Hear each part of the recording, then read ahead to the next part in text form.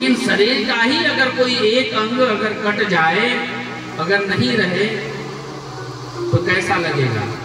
बिल्कुल असहाय तरह, अच्छा नहीं लगेगा। उसी प्रकार हम लोग सनातनी हैं, सनातन हिंदू हैं।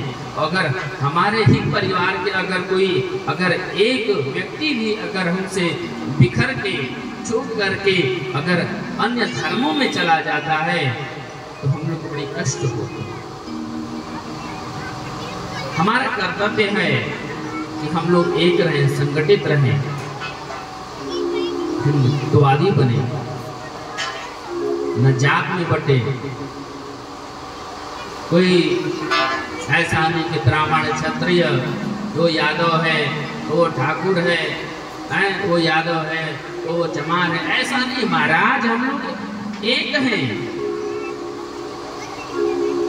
कहाँ हम जी रहे हैं? अपने जीवन को एक अलग ही दिशा में लेकर के जा रहे हैं।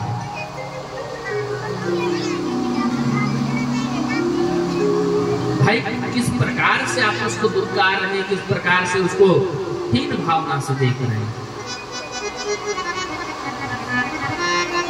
जब कहीं जाते हैं, अगर इतना ही हीन मानते हैं, व्यक्ति जूता या चप्पल सिलता है उसी को व्यक्ति पहनता है। मार्केट में आजकल लोग जाते हैं सामान लेने के लिए, नाना प्रकार के लोग रहते हैं। कौन जानता है कौन से धर्म का है, कौन से जाति का है? वहां क्यों नहीं मानते? अरे जब धर्म का कार्य होता है, जब महाकुंभ लगता है प्रयाग में या उज्जैन में या नासिक में या हरिद्वार में, तो कितने लोग सब इकट्ठे होकर के जाकर के एक संग स्नान करते हैं। फिर कहां धर्म बट जाता है। लेकिन कुछ मंचलों की वजह से, कुछ राजनीतिक स्तर से, नहीं बोलना चाहिए इस मंच से, लेकिन जो धर्म को विडक करेगा, अलग करना चाहेगा, तो हमको आपको खड़े होकर के बोलना पड़ेगा, तत्पर होना पड़ेगा, जागृत होना पड़ेगा। तो कुछ लोगों की वजह से हम लोग आपस में बिखर रहे हैं, आपस में बट रहे हैं। वस्तुतः तो एक ही हम भाई। यहां भी तो कथा श्रवण करने हम लोग बैठे हैं, यहां तो कोई भेद नहीं है।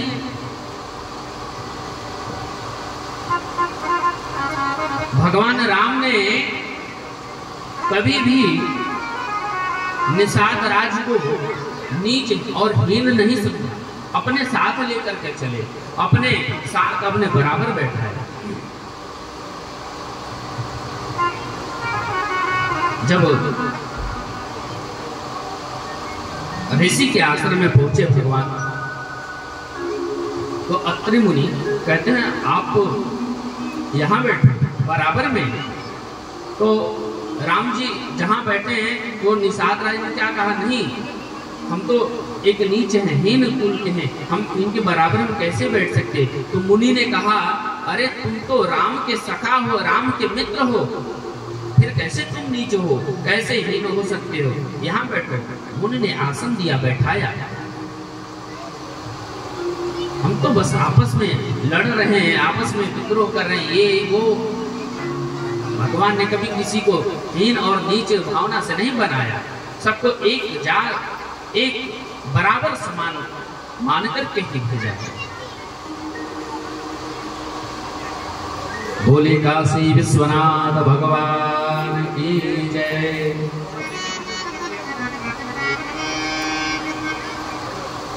समुद्र निकटे देशे ग्रामो वास्कल संज्ञकः, वसन्ति यत्र पापिष्ठा वेद धर्मोचिता जना। समुद्र के निकट एक वास्कल गांव था। वहां सभी पापी व्यक्ति, दुराचारी, पाप करने वाले, ब्राह्मण जितने थे वो अभी पाप करने वाले।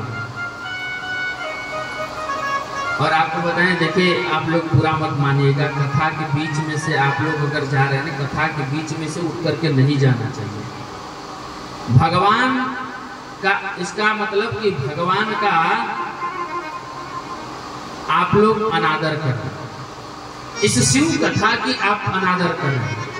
अगर आप कथा श्रवण करने आ रहे हैं तो श्रवण करने तो आराम से इत्मीनान से बैठ करके कथा श्रवण करें। अभी आगे कथा में आने वाली उसका भी विवरण हम आपको बताएंगे। तो वहां सभी वैदिक धर्म से विमुक्त थे, पर स्त्री गमन करते थे। ज्ञान वैराग्य से तो दूर दूर तक कोई संबंध नहीं था और सभी के पास बड़े बड़े अस्त्र शस्त्र रहते थे। कोई हो जाए तो उसको मार देते थे। अब जहां के ऐसे लोग रहे तो महाराज उनके जो नीचे वाले हम कैसा कर्म करेंगे। फिर कहते हैं वहां की जो स्त्रियां थी व्यभिचारिणी, कुटिल थी, स्वेच्छाचारिणी, अपने अनुसार जो भी मन में आया वो करती। एवं कुजन श्वासे ग्रामे वास्कल संगीते तत्रैको बिंदुगो नाम विप्र आसीन महादम। उसी गांव में एक बिंदुक नाम का नामधारी ब्राह्मण, बिंदुक नाम के एक ब्राह्मण रहता था। और आपको बताएं, जिस ब्राह्मण में परम गुण नहीं हो, संध्या वंदन नहीं हो, वेद का धर्म का पालन करने वाला नहीं हो, त्रिकाल यज्ञ त्रिकाल संध्या वादक नहीं हो, जिसमें ब्राह्मण के गुण नहीं हो, यज्ञ पवित्रधारी नहीं हो, वो ब्राह्मण कहलाने के हकदार नहीं है। वह फिर नामधारी ब्राह्मण है। फिर उसके आप पूजन पाठ कराने से भी आपको फल नहीं प्राप्त होगा।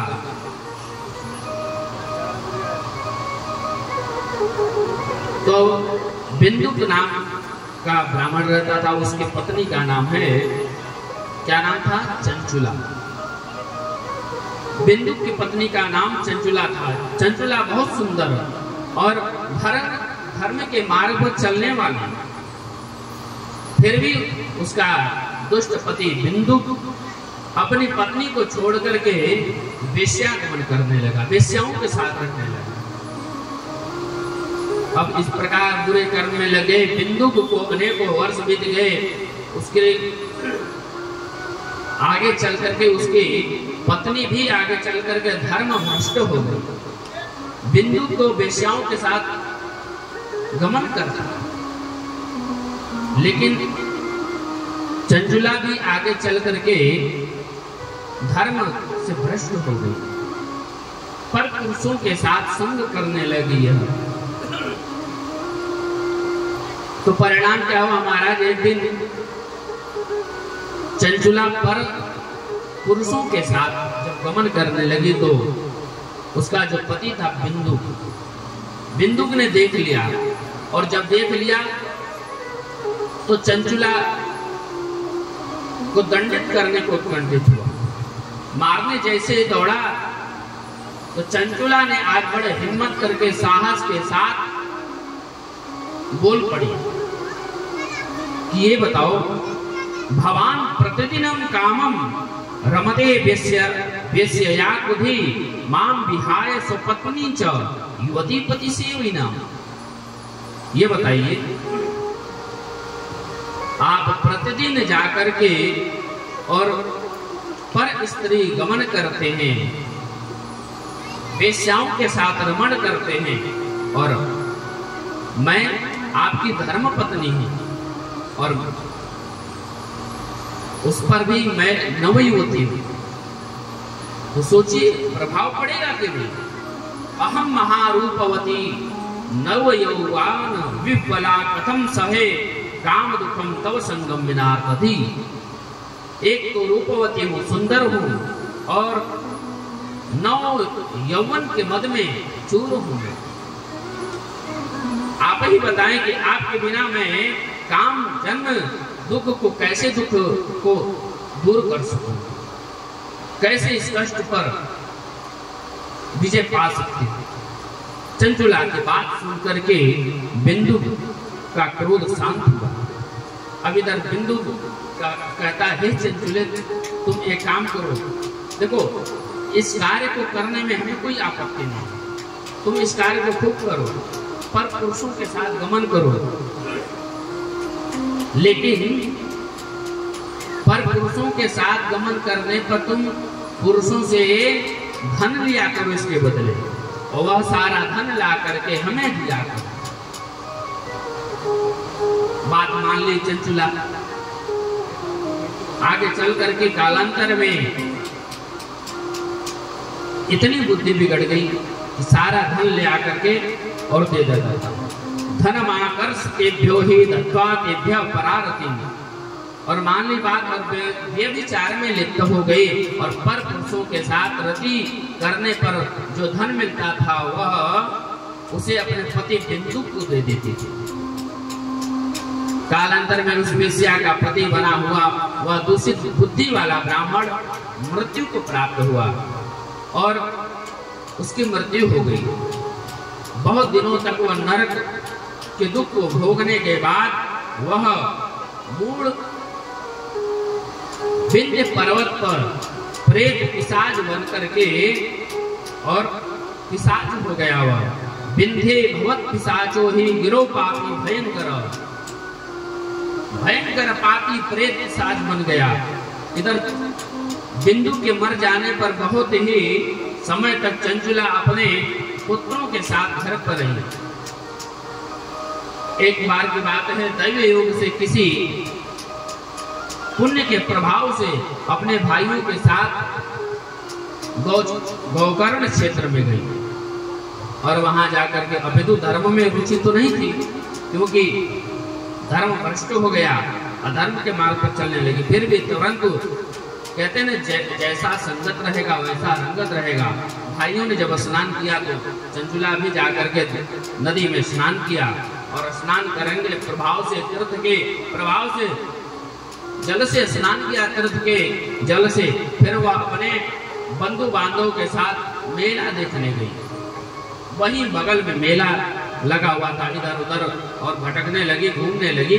अचानक उसकी दृष्टि पड़ी कि किसी शिव मंदिर में शिव पुराण की कथा हो, किसी ब्राह्मण के द्वारा शिव पुराण की कथा हो रही है। और संयोग ऐसा था कि वह ब्राह्मण देव उस शिव पुराण की कथा में नारी धर्म का ही उपदेश कर रहे थे। कहते योषिताम जाल सक्तानाम नरके यम किंकरा संतप्त लोह परिघम क्षिपन्ति स्मर मंदिरे। ब्राह्मण के द्वारा शिव पुराण की कथा सुना कि जो स्त्री पर पुरुषों के साथ गमन करती है, व्यभिचार करती है, तो उसके स्मर मंदिर में लौह गर्म करके और उस स्मर मंदिर में डाला जाता है। भयंकर कांप उठी चंचुला, डर के मारे कांपने लगी। मैंने इतना बड़ा पाप कर्म किया, अब मेरी मुक्ति कैसे होगी, इस पाप से कैसे बचूं। चंचुला ने जब वैराग को बढ़ाने वाली कथा सुनी तो भय के मारे कांपने लगी।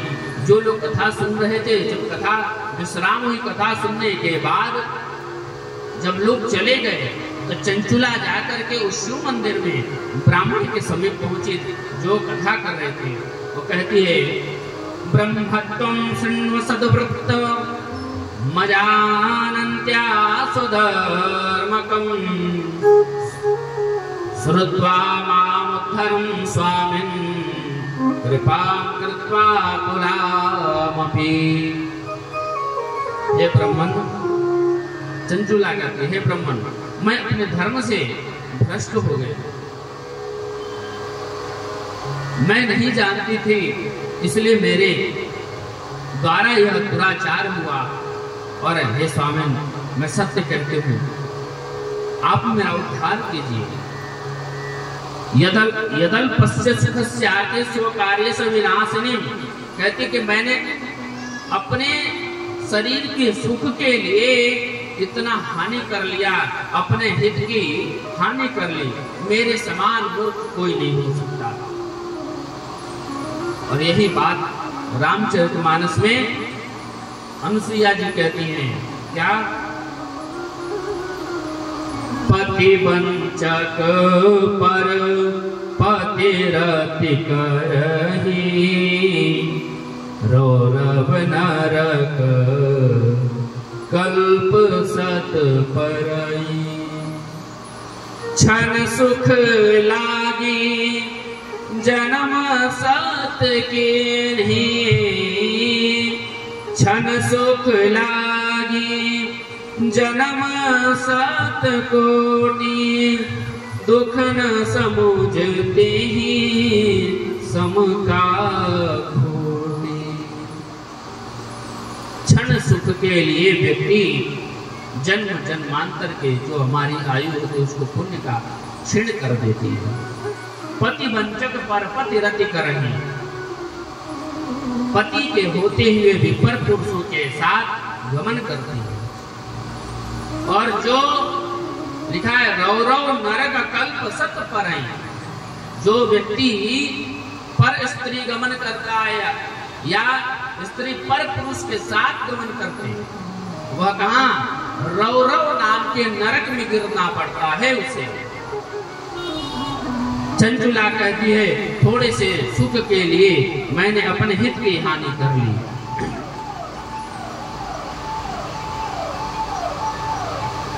बोले शंकर भगवान की जय। हर हर महादेव। बोले भूत भावन भगवान शंकर की, काशीश्वरनाथ की। हर हर महादेव शंभु।